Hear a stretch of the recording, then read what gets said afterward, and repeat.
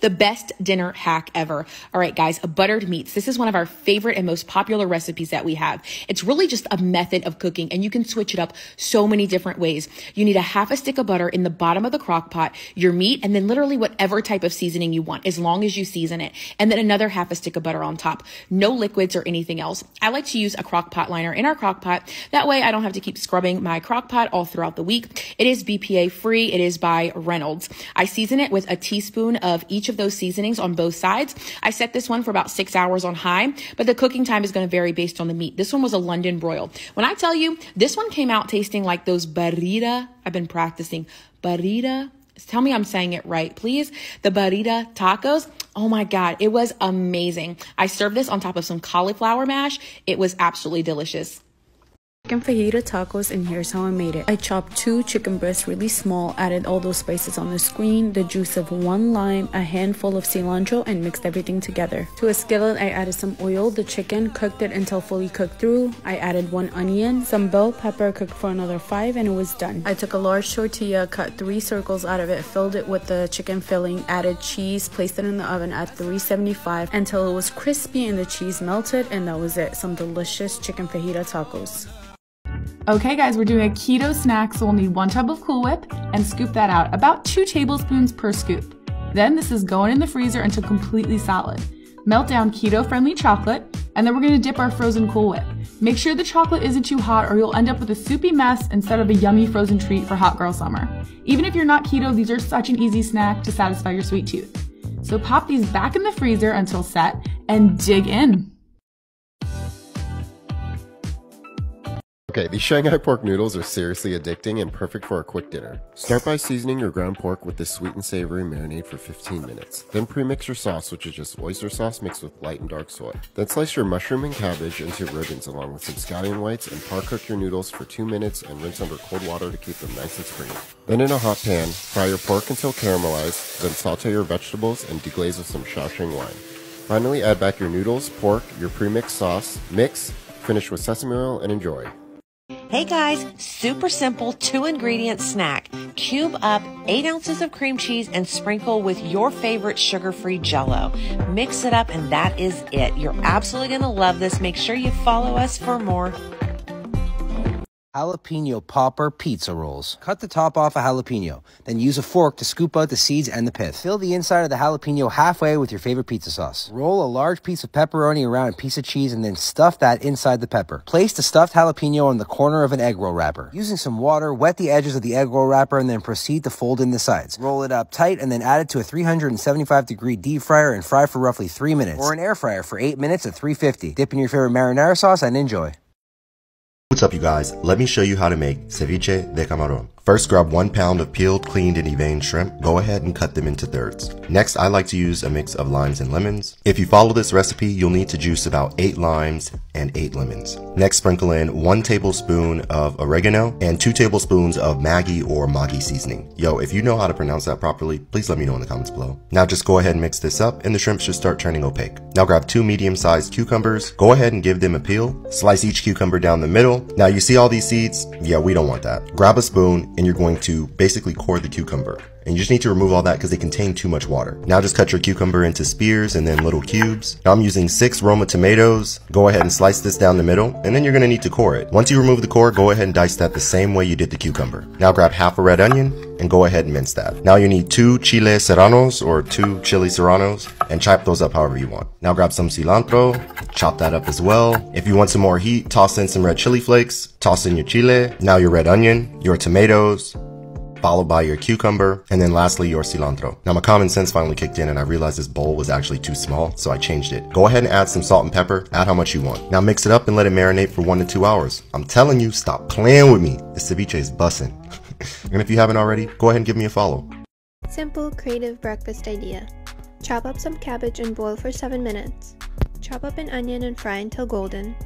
Add to your cabbage, along with some garlic. Add in chopped spinach and some gluten-free amaranth flour, garlic powder, ginger powder, and turmeric. Mix until you get a consistency just like that. Fry them up like pancakes on both sides until golden. Serve it with some sour cream or low-fat Greek yogurt or any vegan option that you like. Super simple, healthy, and ridiculously delicious. Enjoy. Have you ever heard of whipped ranch? Well, now you have, and we're making it today. In your food processor, add your egg whites, some garlic, seasonings like salt, pepper, a little bit of paprika and parsley, lemon juice and lemon zest, and your ranch seasoning packet. Blend it on high, and we're going to slowly incorporate the oil. Your finished product should look like this. Enjoy this on veggies, crackers, or even your favorite sandwich. Start by slicing your eggplant into small cubes, then sprinkle with sea salt. Let sit for 20 minutes, then rinse. This helps take out the bitterness. Then sprinkle olive oil, teaspoon of garlic powder, teaspoon onion powder, and a few cranks of sea salt. Mix and add to your air fryer. Air roast 375 degrees for 20 minutes. To your pan, add your coconut aminos, sesame oil, rice vinegar, chili garlic crunch, ginger, and garlic. Turn on your heat and combine well. Once the eggplant is cooked, add to the pan with the sauce and mix it together.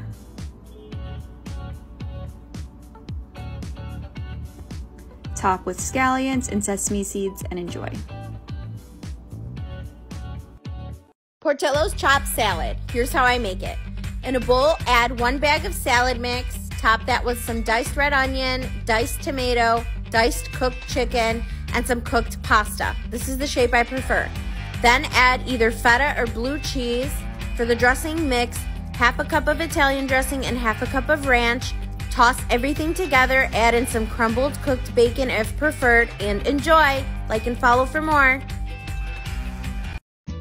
Sliding gracefully into another episode of If I Make a TikTok, my husband cleans the kitchen. We're getting ready for Cinco de Mayo, so I'm making keto nachos. Start by placing chip-sized pieces of bell pepper on a foil-lined baking sheet. Spray the bell peppers with olive oil, then add salt, garlic powder, onion salt, and black pepper. Place in the oven on 375 degrees for about 5 to 7 minutes or until the peppers are warm but still slightly crunchy. Add ground beef or fajita meat and cheese and pop back into the oven on 375 degrees for about 10 minutes or until the cheese is melted. Add your favorite toppings and enjoy while they're hot. Here's how to make easy 2-ingredient wraps that are high in protein and low in calories. All you need is 1 cup of red lentils and 2 cups of water. Soak for at least 3 hours, then blend smooth. Add the mix to a non-stick pan and cook for a few minutes on each side. You can use these wraps for any sweet or savory meals, and you can store them in the fridge or in the freezer. Okay guys, I'm playing around with some new recipes, so tell me what you think of this one. I grabbed some broccoli, put it in my food processor, and got it really fine. Then added some shredded cheddar cheese and pulsed that all together. I ended up having to mix it together a little bit in a bowl, added some garlic salt, pepper, mixed it all together, and then grabbed 4 chicken breasts, sliced them diagonally like this, and then used this filling. Don't worry, I seasoned the chicken first, but used this broccoli and cheddar filling to stuff all of the little slits. Then I grabbed some bacon slices and put that in each of the slits and popped this beautiful little dish into the oven. I baked it at 375 for 45 minutes, then pulled it out, added some cheese, and baked it again till it was melted, bubbly, and the chicken was cooked through. Served it up with some green beans. It was super good. I am so shocked on how good these turned out, and they were incredibly easy. When I had gotten my eyebrows microbladed, the girl was telling me she likes to make carrot fries. And honestly, it's been on my mind ever since. All I did with these is peel them, cut them in half, and then slice them. Then I coat them in a bunch of oil, smoked paprika, chili powder, garlic powder, salt and pepper. You could really do whatever. Then I mixed them up, threw them in my air fryer for 30 minutes on the highest setting. These are so good. You guys have got to try them. And if you do, tag me so I can see. These taco bites are crispy, delicious, and they're low carb. To make these, you just want to start out by browning some chorizo and drain it to a paper towel. To make the filling, add a block of cream cheese, a cup of shredded cheese, some lime zest, taco seasoning to a bowl, and mix it well. Fold in your chorizo, and then you're going to take your filling and with your smallest cookie scoop it out in a 4x3 pattern onto your cut-to-carb flatbread. Next, you're going to add 2 eggs to a bowl, whisk well, and take a little bit of that and brush it in between the filling and around the border of your flatbread. Top with another cut-to-carb flatbread, and then you're going to cut horizontally and vertically in between your filling. For your dipping station, you'll just need your eggs that you whisked, and then I'm using cotija cheese. You want to take the squares for a dunk in the egg, and then in the cheese, pushing the edges down to make sure they seal. Add some oil to a skillet, heat to medium, and then you want to fry up your squares until they're golden and delicious. Once they're crisp, I like to top mine with some more cotija cheese and then a little bit of cilantro, and I serve them up with some queso. Hope you enjoy.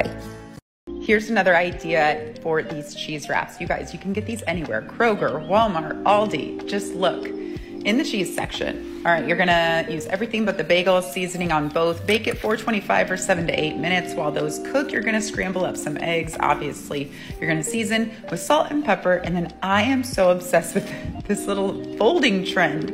It makes it so good and crunchy. So you can put anything on this. You can add bacon or sausage. I only had eggs. You fold it up and you eat it. It's so good.